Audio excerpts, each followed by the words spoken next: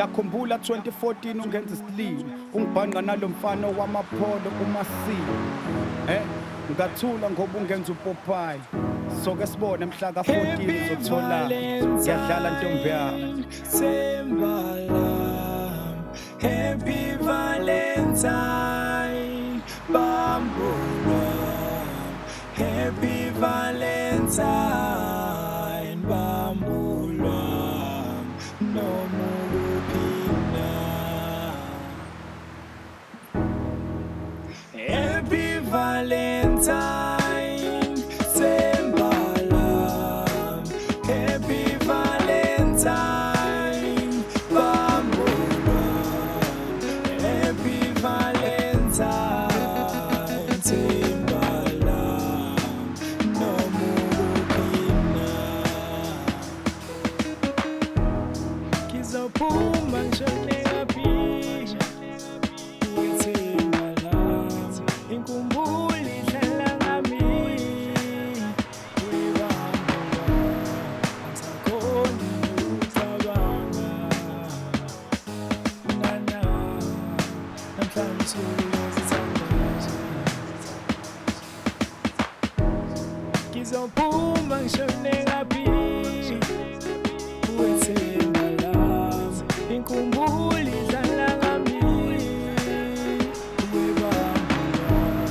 angisakhoni ukucabanga nana namhlanje sezithandaza Happy Valentine Sembala Happy Valentine Bambula Happy Valentine Bambula no mupina Happy Valentine Sembala Happy Valentine Bambula Happy Valentine Sembala no mupina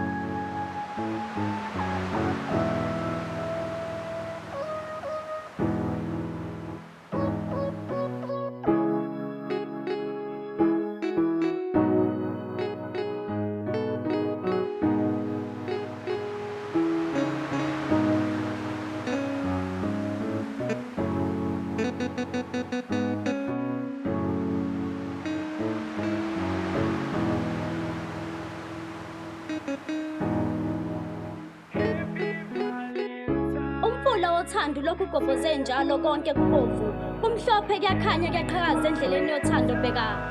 usuku lwesithandani bathi usuku lwesithandani balwethi Valentine usuku engadinge ngqabani isixakaxaka sosixaka kepha libi inqophamlando lakhe ikhaya engqondweni yalowo muntu othandiweyo ke sibona uthando lweqiniso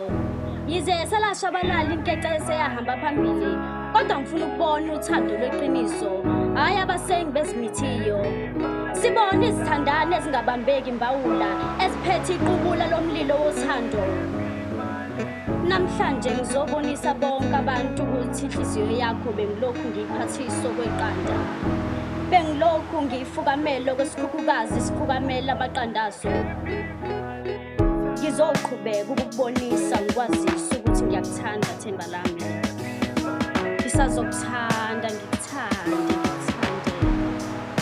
ngoba nawe uthembisile ukuthi uzongithanda ungithande